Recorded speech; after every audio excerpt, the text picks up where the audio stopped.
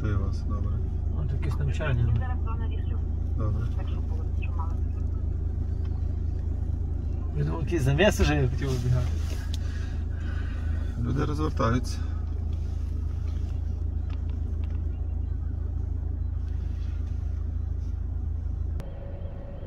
Видимість нульова, сьогодні тільки одне вікно бачимо.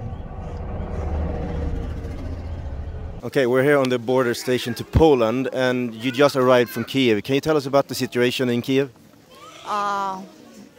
The situation in Kiev is hard because Kiev attacked by missiles from Russia and missiles from the territory of Belarus.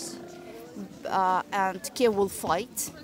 We have the bravest nation, the bravest people, the bravest president, and of course our army soldiers. First of all, I don't want to leave Ukraine, really, but I have small son, and I see what Putin is doing with the Ukrainian people, attacking civilians, and children are dying.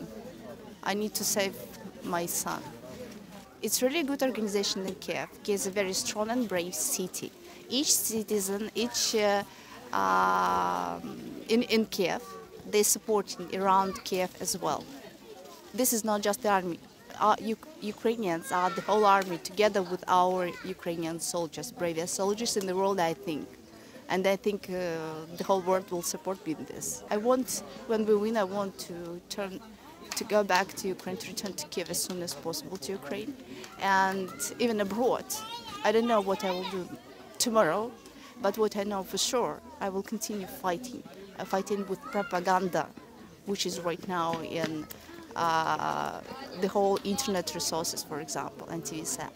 I will continue to contact Russian people to wake up and to become brave people, like Ukrainians are, because from Russian people depends a lot for the whole world, and I'm sure that the whole world and Ukrainians will support if they start to fight together with us. Last question, did you expect Russia to attack? Were you surprised when they did it, or did you expect them to? Putin is crazy. He doesn't value any life, whether it is life of Russian or Ukrainian people, even Russian soldiers. So he can do. He's crazy. What can I say? And when the person is crazy, he is unpredictable and unpredictable at the same moment. Yeah, okay. You know. So, but I know that we should be ready. You know. Then this is actually the principle. We should be ready for the worst, and we should know how to fight. Is there anything you want to add that I haven't asked? Anything you want the people in Sweden to know? Please support Ukraine. Please help us to stop the war. Please address your government. We need to close the sky over Ukraine. That will help to fight for freedom and democracy in Europe and the whole world. This is what we are fighting for, and I think we deserve it. If, for some reasons, governments cannot, NATO, United States of America cannot close the sky, please provide it with the equipment and weapon which will help us to continue fighting. I morse så lämnar vi Ukraina och Lviv för att ta oss mot den polska gränsen. I Lviv var det, som ni såg i den första videon vi släppte, organiserat och rätt lugnt. De hade gått om förnödenheter precis som de är här på andra sidan gränsen av Polen. Det är många som är här för att hjälpa till, det är många hjälporganisationer tillsammans med polska staten och andra. Så det finns gott om mat, det finns gott om kläder och mycket annat. Det är mycket folk som forsar igenom här just nu. Innan vi korsar gränsen i Polen så pratade vi med en av gränsvakterna. Vi frågade om det här som delvis har varit rapporterat i svensk alternativmedia, om att invandrare från Mellanöstern och Afrika tas in bland flyktingströmmarna. Just från där vi var, vid vår gränsövergång, och den gränsvakten hade inte märkt några sådana problem.